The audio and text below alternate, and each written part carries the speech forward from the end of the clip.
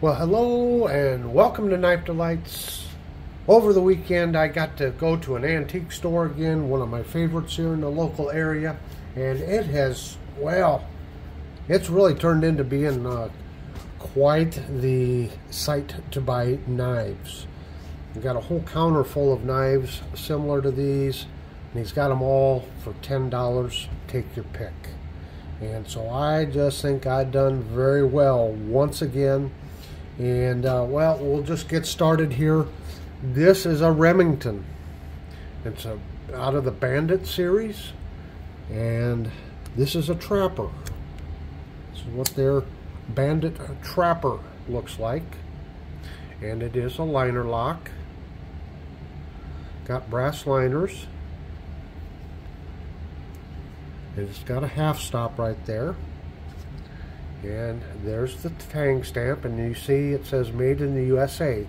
So from what I could gather online, it's widely believed, don't know this to be a fact, but it's widely believed that these were produced by Camillus. And also, this series has kind of a strange history to it. Supposedly they started to be made by Camillus of Ireland, which I didn't know there was a Camillus of Ireland, and it was for the European market only. Then at one point, 25 or 30 sets of these, and I think there were 7 knives in that series, they made a set up for the executives here in the US, and they sent them over here, and then they decided to make them for over here, and the one ad that I have shows that there was 5 different patterns in this series. So I think there was a peanut, of course this Trapper, there was a 4-bladed camp knife and a 6-bladed camp knife, and let me see, there was one other and I can't think of it right now off the top of my head. I have a copy from a magazine ad I'll put up here so you can see them all. But yeah, just another terrific Remington. It's in great shape, single blade, clip point, very shallow nail nick there, very shallow. But it is, it's got a stiff snap to it. I'd say like an 8 or a 9. Yeah, that closes with some authority. Of course, you got this lanyard shackle is what they call it. And that's what the back springs and brass liners look like. This is in very good shape. I don't think it's been used hardly at all, if any at all. Very good shape. So there's the first one that I got, Remington Bandit. Then I picked up this little fella. Nice little case, Blackhorn. Now these are still made. I don't remember the price. They're around $15 to $20, somewhere in there on the case website. But this thing looks brand new also. Nice and smooth, very lightweight. There's your tang stamp on that one, Case USA. And it's the model 059. Is that right? 059. L for lockback. Of course, SS for stainless steel or surgical steel. True sharp surgical steel. Got a little lanyard hole there. No liners on it, which makes it very lightweight. So yeah, I think I did all right there with that case. Another very interesting one, and I just shot a video on sodbusters, so if you haven't seen it, go check that video out. It's called What is a Sodbuster? It was an open tag response to hunting for hookers. And then on RJ's Live, we went over foreign knives, and I didn't even have a chance to show this one.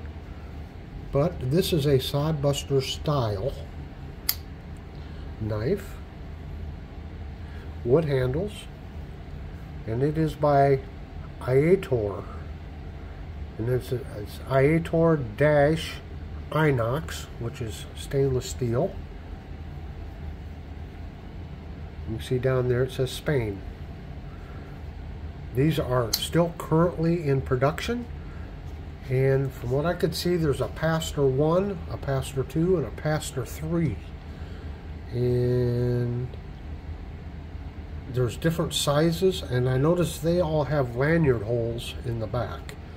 This one does not have a lanyard hole, so this must have been an early production model of this knife. Again, wood handles.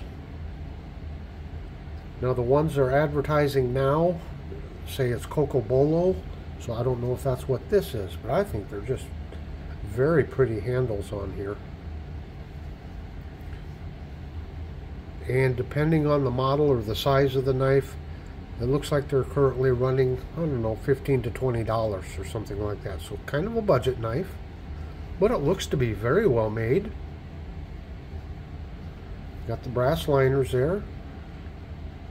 Again, this knife is in very good condition.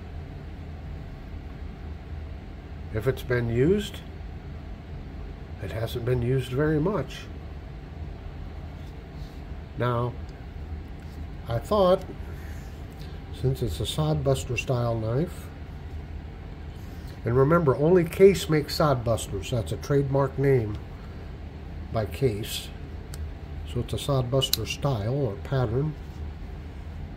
And there's my Sodbuster Junior. So you can see it's just about the same size as a Sodbuster Junior. A little bit of difference to them. Now this is a Skinner blade, but you can see on this one there's no dip down in it whatsoever. No drop to it, I should say. Or much less pronounced of a drop. So it's just about like a Sodbuster Junior with some slight differences. But I thought it was pretty cool. I just don't have any Sodbuster or Sodbuster type knives. I have one other one that's made by Union Cutlery out of Italy, I think. But it's not near the quality of either one of these. So for 10 bucks, I think I did all right. This is a nice knife. Okay, we'll set these aside for just a minute. We'll go back to this Remington. Now, I did a short on this one, I believe. This is another Remington that I bought at the same store, only I bought it about a month ago. And it's a Remington with the sheep's foot there and a clip point there. And this is out of their Viper series. And they released a, well, I gotta be careful what words I use here on YouTube, a pew-pew back in the mid-90s or so with the name Viper. And so they gave away this knife, I guess, along with it, or came out with this knife to go along with the release of that new model of a pew-pew. So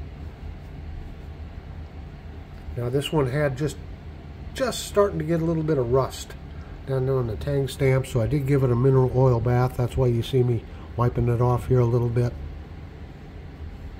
Now it looks like maybe this one's been used slightly. You can see some scratches in it. But other than that, what a nice knife. Two nice Remington knives there.